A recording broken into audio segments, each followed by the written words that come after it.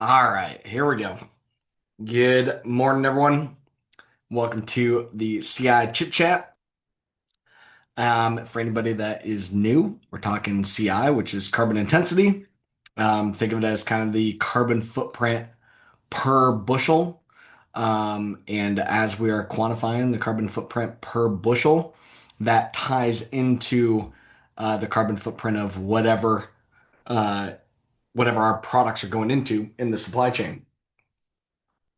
So, especially thinking about our carbon footprint per bushel going into biofuels, corn and soybeans contribute about 50% of the carbon footprint of biofuels as the data exists here today. But what we've been able to prove at Continuum is that the mass majority of farmers have a carbon footprint much lower than we're given credit for. And that's just more efficiency, the use of reduced tillage, the use of cover crops, the use of manure, multiple different things that can lower a farmer's CI score and thus lower the carbon footprint of the farm and lower the carbon footprint of the fuel or whatever that crop is going into. We're talking about all this stuff, of course, because of the 45Z credit. For anyone that's new, 45Z was originally introduced back in August of 2022 with the Inflation Reduction Act. It was extended with the Big Beautiful Bill on the 4th of July this year. But the latest and greatest updates from 45Z is government shutdown, so nothing's really happening right now. So not a whole lot to report there. Hopefully they get things back up and going, because my folks at USDA and my discussions in DC points that USDA is very close to getting their updated guidance released, and I still believe we're going to get that updated guidance yet this year. Could come extremely quickly after government opens back up. Maybe it'll be later this year. Um, but I know that progress is being made. I know things are moving in a positive direction. So that's very good.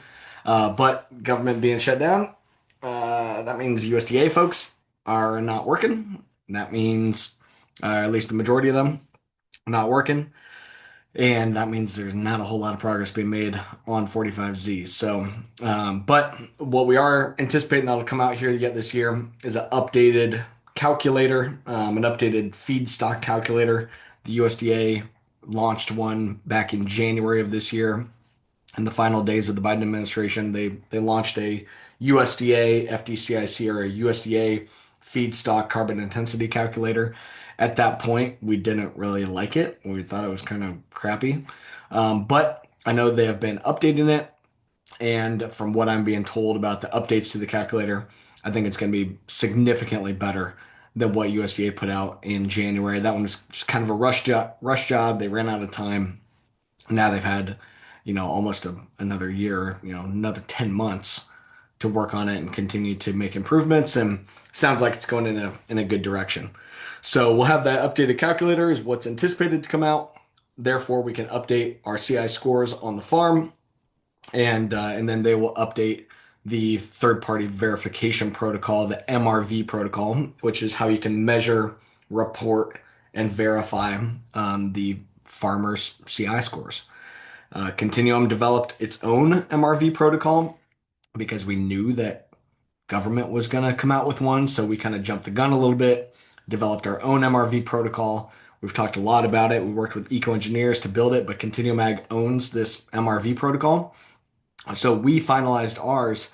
I don't know, it must have been late last year, maybe in November or December or so. We finalized our protocol. Must have been a little earlier than that. October, November last year, we finalized our MRV protocol and we collected a bunch of farmer data and submitted it to eco engineers for third party audit. Then the USDA came out with their protocol and it was incredibly similar to what we put out. One of the only major differences between the government's verification protocol versus what we had proactively went out and built is that they were going to allow for remote sensing as a means of data and evidence. And we did not allow for remote sensing, which is like satellite imagery or drone imagery.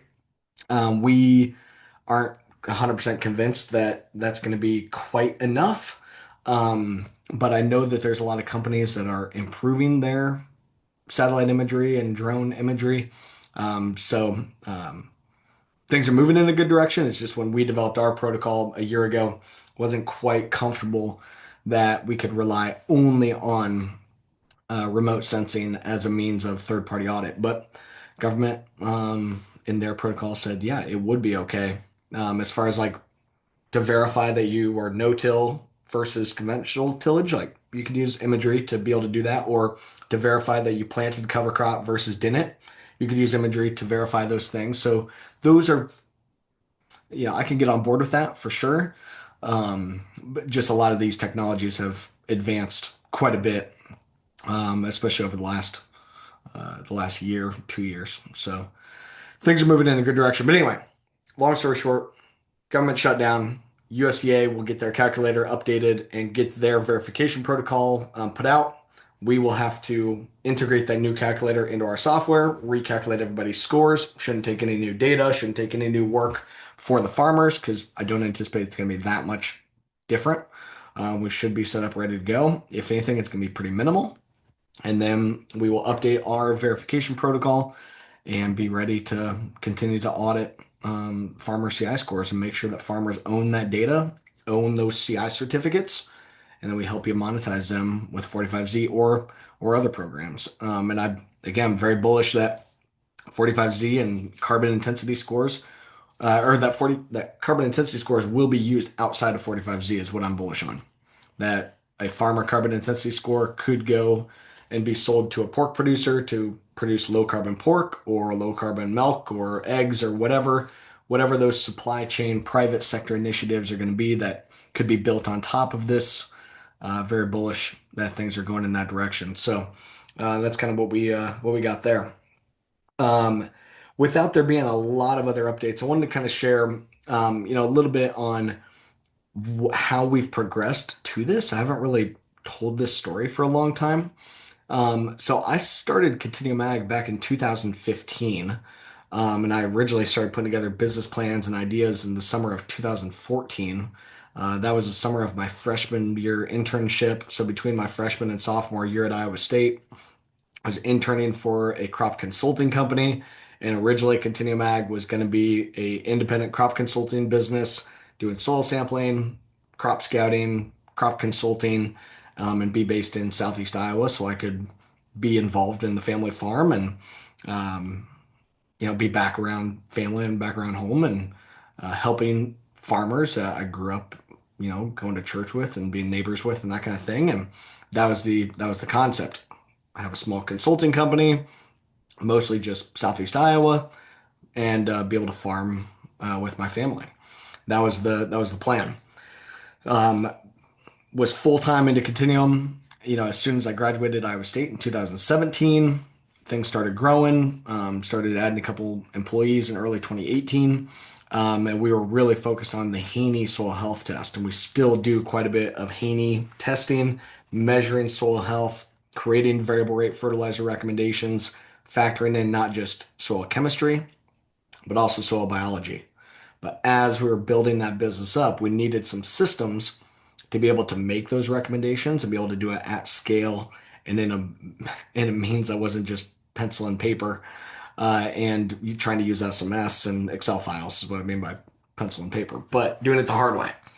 So built a software called Topsoil that could create variable rate fertilizer recommendations based on soil health. And again, we still have that. And if you need soil sampling, definitely happy to chat with you or connect with the right folks here at Continuum. But anyway, Continuum for the first multiple years was soil health analysis. And then we were doing a lot of product trials and testing and stuff on our farm and on some of our local customers' farms as well. Then I got pulled into the carbon space mostly to do the soil sampling for measuring soil carbon. Because as we were already measuring soil health, why not also measure soil carbon? It's just a different lab analysis, slightly different protocols in the field, not that big of a deal. So we were doing that, and that's when we got involved with like Rabobank and Goldman Sachs and companies like that.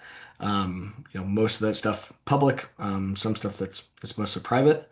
But got involved in those carbon markets and trying to measure carbon and help farmers implement the practices to create carbon credits. And it was going well, but this whole, 2018 through 2022, I was trying to figure out what of these carbon markets could work for my family farm and therefore be able to maybe work for a lot of our consulting customers, especially in Southeast Iowa, trying to figure out what of these carbon programs could work for family farms at scale, and just was striking out mostly. A couple of the programs were good, but they were normally limited.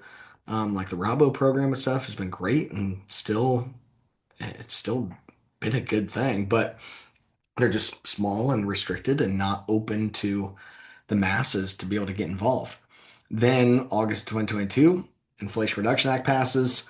I started looking into the 45Z program after hearing about it. I downloaded the GREET calculator from the Department of Energy's website.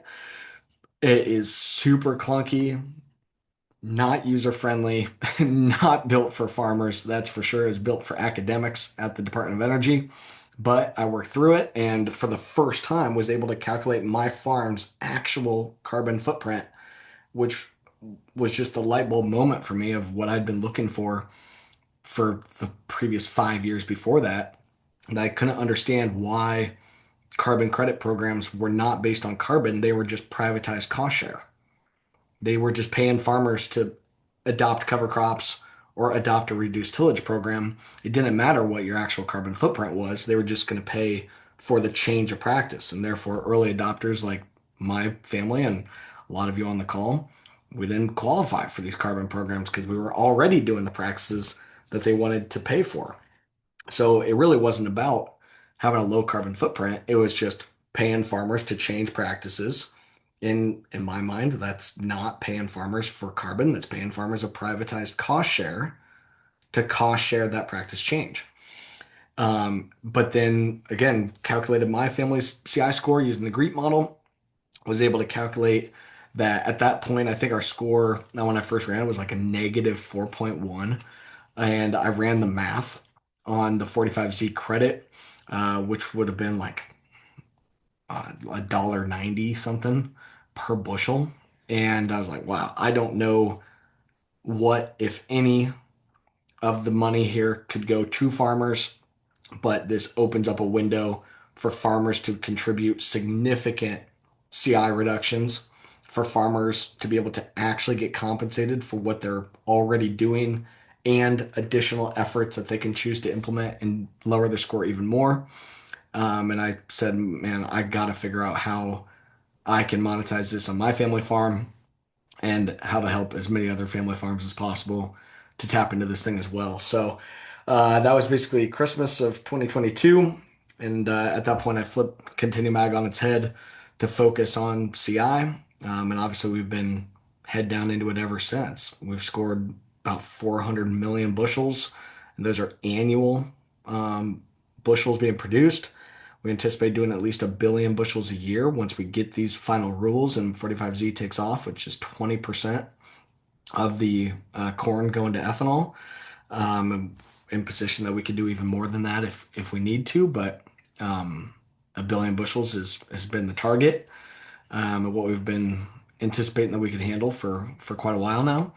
And I just see 45Z as being a huge opportunity for my family and a lot of the rest of you on here as well. So throughout this entire journey, I've always just continued to build tools that I needed on my family farm, and hopefully it's helped a lot of you guys as well, and will continue to as these programs open up.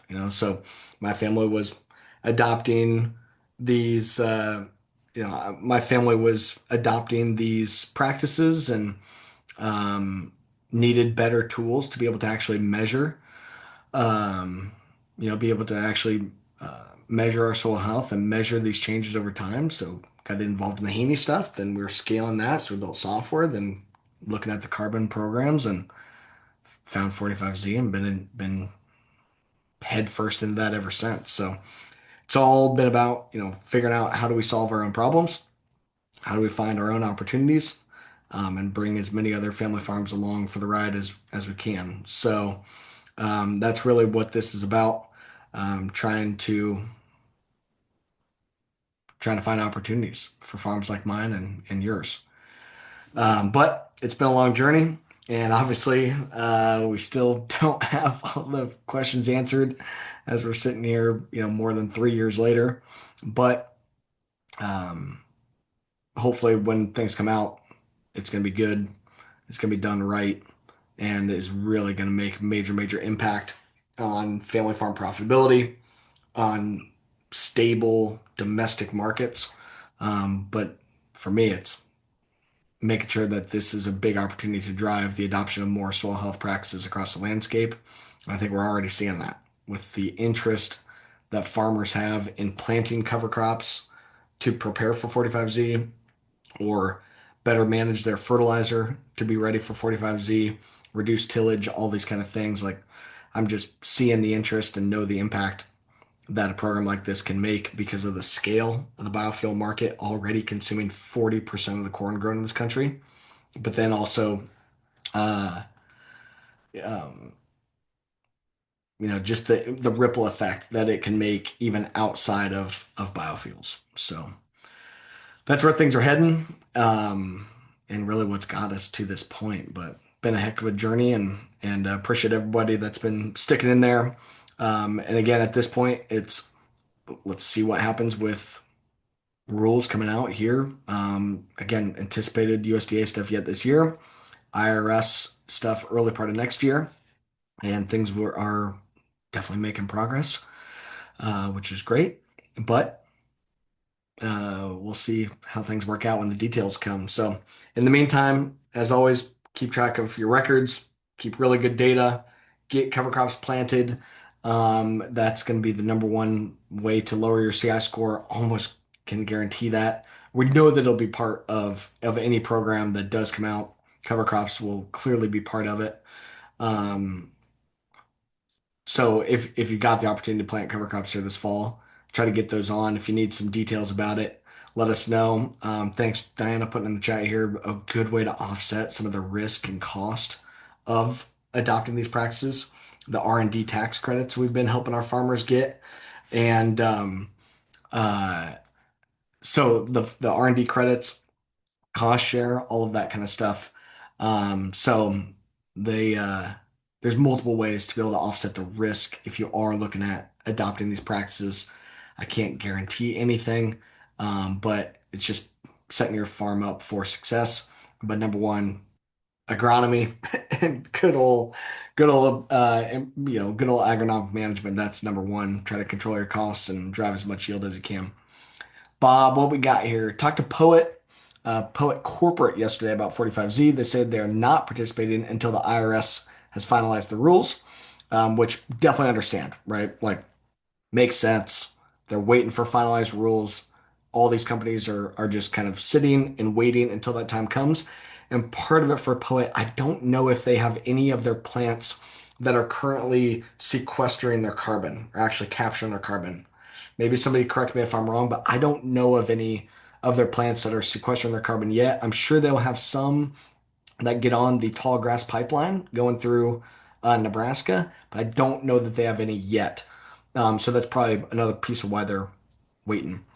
Bob says, I told them I was willing to accept my final CI score later if they would commit to a certain percent of the credit going to me. I'm wondering if the CO2 pipeline is allowing them enough tax credits with the carbon capture and sequestration, the CCS payment, that they don't need any more credits from 45Z. Yeah, good stuff, Bob. And kudos to you and so many of you guys that have continued to keep these conversations open. Let me know if I can ever help with them. So, um, and yeah, Bob, I think, correct me if I'm wrong, Bob, you're out in Nebraska. Did they get the tallgrass pipeline going and actually sequestering carbon?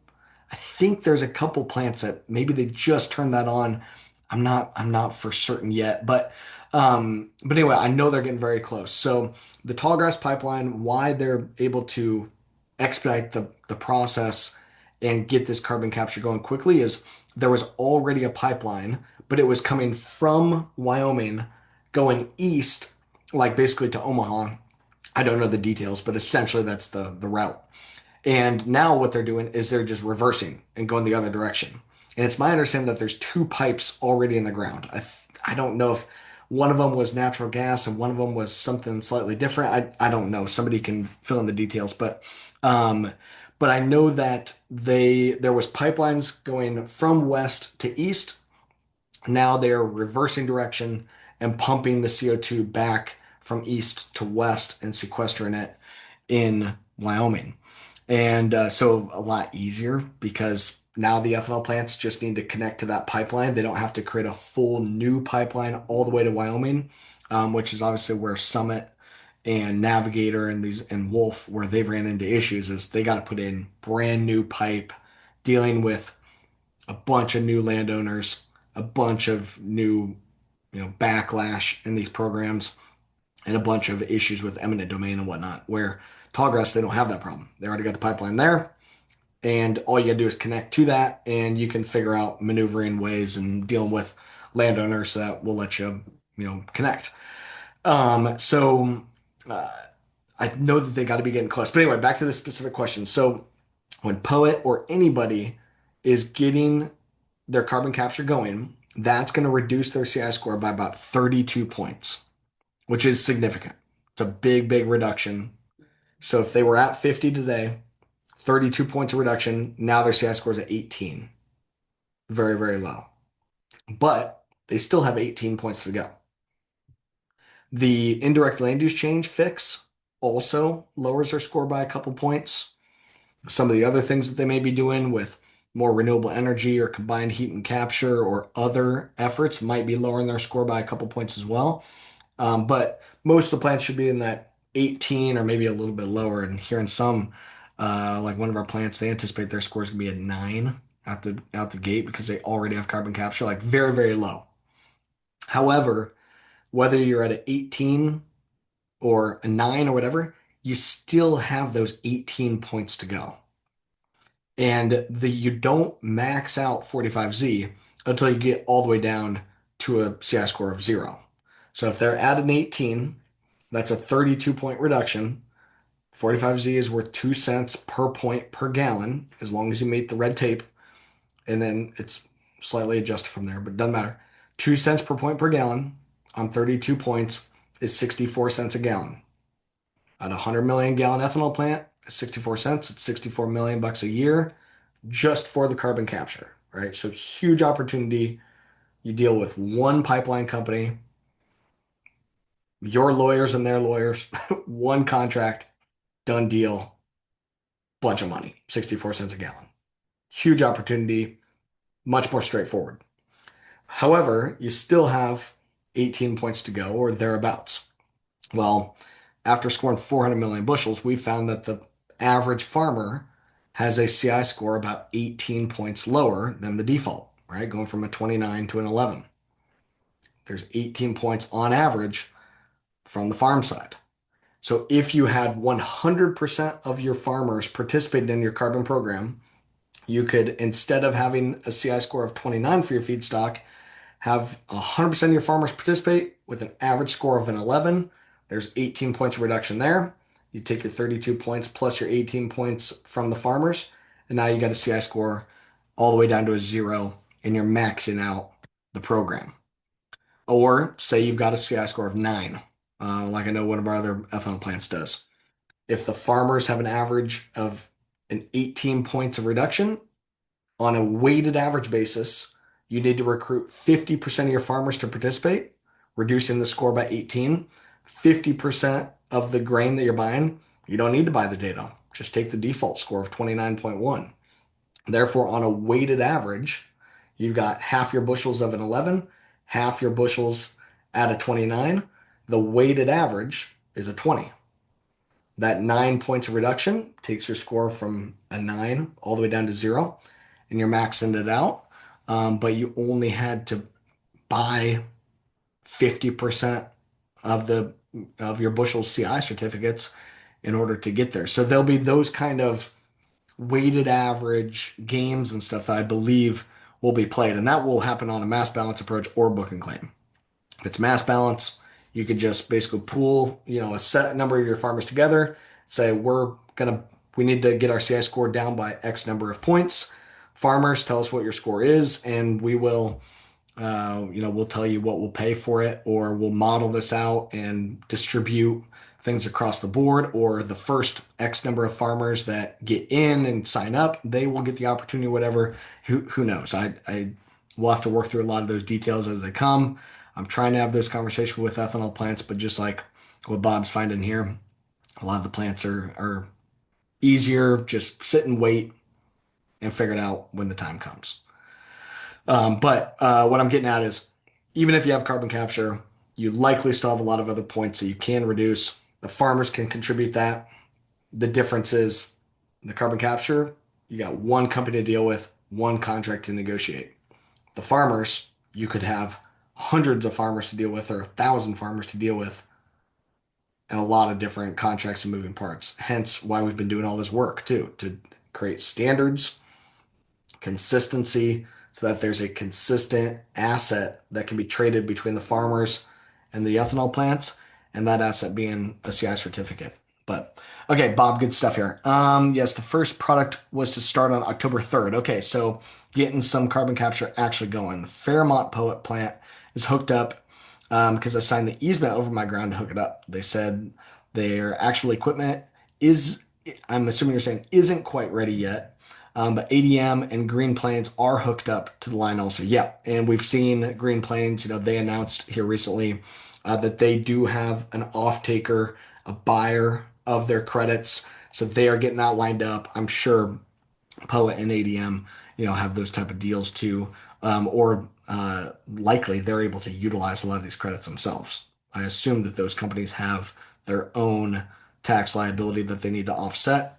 So they're probably getting that offset first before they go and need to sell any of the credits to a secondary party. But Bob's saying there's a good map in the Successful Farmer magazine of the line that hooked up ADM and Green Plains and Poet into Trailblazer. Yeah, that's great. And yeah, so if they are already sequestering the carbon or close to it, again, that's a big reduction, but probably does not max them all the way out. I think there's still opportunity for farmers to participate. This is also why I like book and claim so much, why we got to continue to advocate for that. If you're near an ethanol plant that only has a couple points to reduce, they only need to buy X number of certificates. Well, if a bunch of other farmers in your area are also participating, there's a lot of supply, only a small amount of demand. They may not have to pay very much, or they're going to max it out, and there's not going to be a lot of opportunity there. But if we can book and claim the certificates, those companies can buy the amount of certificates that they need to get their score to zero, and then farmer, whatever certificates you have, you can sell them to any ethanol plant. And there's a lot of plants that don't have carbon capture. They have a long way to go to decarbonize. So they're going to need these other options. So we'll see how it keeps playing out. But Bob, good stuff there. Definitely not surprised, right? That Poet and everybody else, they're waiting for rules. Obviously, all of us are too. We know that things are progressing. I know for fact it is this administration's intent to have the feedstock CI reductions part of 45Z. That is abundantly clear that that is absolutely their intent. It's just we got to get that across the finish line so that we know the rules of engagement and we can rock and roll from there. But keep the conversations going. Just like Bob is getting at, saying, "Hey, I know you don't have the rules yet. I know there's no money flowing for farmers today, but when things are ready, I want to participate. I've been paying attention to this, working with the guys over at Continuum. I've got my data put together, and when you're ready to play ball, I'm ready to play ball too." So that's the message. And then we got to see how things are going to sort out. But cross that bridge here quite soon. We're ready to roll. But farmers, keep your data organized. That's gonna be the key to make sure that you're in position to capitalize too. But all right, we're at time. I gotta run. We got more corn to pick here today, and I got a bunch of work I gotta do in the office before then. So we'll keep you guys posted. Obviously, if anything major happens, we'll do what we've always done, right? Emergency press conferences, get everybody pulled together so you know the latest as soon as we know anything's going on. Obviously, it's probably going to be at least another couple weeks before anything major happens, but we'll keep everybody in the loop, and we will plan on seeing you all back next week on the Chit Chat. Be safe out on the farm. We'll catch you next time.